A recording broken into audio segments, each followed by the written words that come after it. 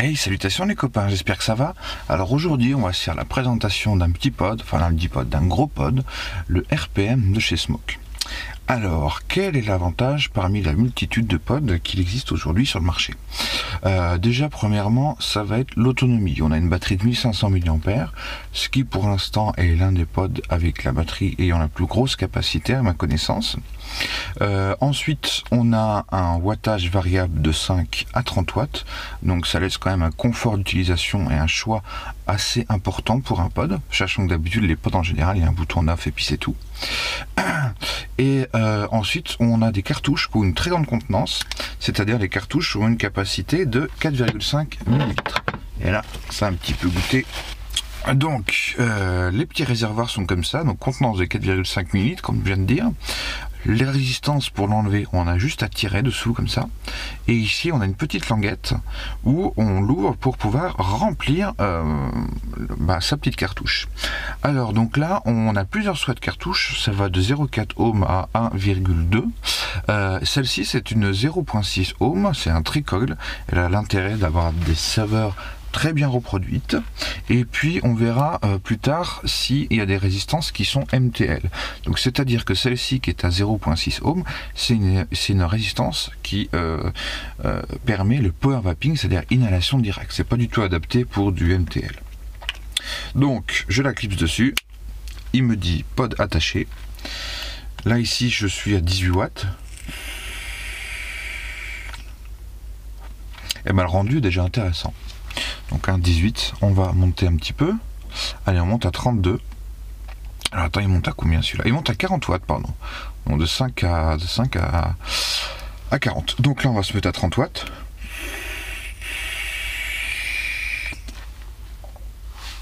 Voilà. Comme tu peux le voir, on a quand même un volume de vapeur assez conséquent. Et au niveau des saveurs, là, on est sur le cinéma. Et ben, les saveurs sont très bonnes. Donc voilà pour la résistance en 0,6 ohm qui est, si tu aimes la vapeur directe, qui est la meilleure. Vraiment production de vapeur assez importante, saveur très bonne. Voilà. Ensuite on va s'attaquer au reste des résistances. Allez, on voit ça. Donc voilà la petite boîte de résistance, et celle-ci comme tu peux voir c'est un coil quartz à 1,2 ohm, celle-ci. Donc on va déballer. Voilà comment ça se présente. Et ben on va voir où est-ce que ça se met. Donc il faut savoir qu'on a deux réservoirs différents, avec des résistances qui font pas tout à fait la même taille, comme tu peux voir. Voilà, celle-ci est un peu plus petite que celle-ci au niveau du pied, hein, si on peut dire. Allez, je vais te mettre sur le côté. Voilà, comme ça tu pourras voir ce qu'on fait. Donc déjà je vais prendre une résistance en 1,2 ohm, pardon. Et là on va voir dans quel réservoir ça va. C'est pas dans celui-ci, donc c'est dans celui-ci. Donc ce qu'on va d'abord faire, bien sûr, donc je vais utiliser le même liquide pour vraiment comparer au niveau du goût. Ensuite je vais amorcer la résistance. Donc il y a 4 petits trous sur le côté. Donc on a quand même une arrivée de liquide assez importante. Et puis moi, pour amorcer bien comme il faut, je vais en mettre directement là. Voilà. Je remets sur le côté. Et en fait, il faut en mettre jusqu'à ce que ce soit plus absorbé. Ça voudra dire que la résistance est bien amorcée.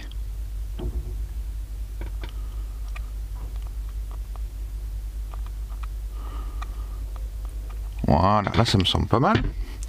On fait attention au petit joint en haut là. Tu vois, en l'occurrence il n'était pas bien mis. Voilà. Un petit coup de sopalin. Ensuite, là ma résistance est suffisamment vide. Mon réservoir est suffisamment vide pour que je puisse enlever la résistance sans que ça coule de partout. Et donc là c'est très simple, il y a juste à tirer vers le haut. Donc voilà, j'enlève la résistance. Ça c'est la résistance reconstructible. Ça va pas nous intéresser pour l'instant. Ensuite je viens mettre ça, donc c'est en 1,2 ohm. Hop, voilà, c'est clipsé. Dedans je remets le jus qu'il y avait, c'est-à-dire c'était de la pistache. Voilà. un petit coup de chiffon. Hop, et puis ben ensuite on vient attacher ça sur le pod. Allez, on se retrouve en face pour voir ce que ça donne. Voilà, donc là on va voir ce que ça donne. Donc il détecte bien la résistance à 1.2, 1.238 exactement. Donc on va descendre, on va commencer à 11 watts.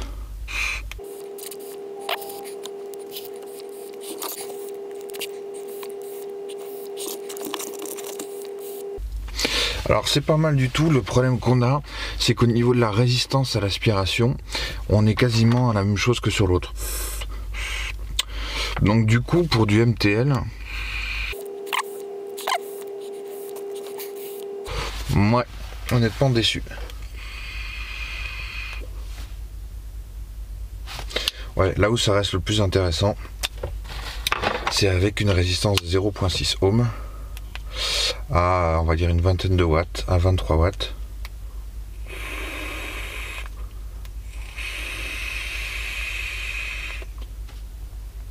On a une belle production de vapeur et on a des saveurs qui sont très bonnes.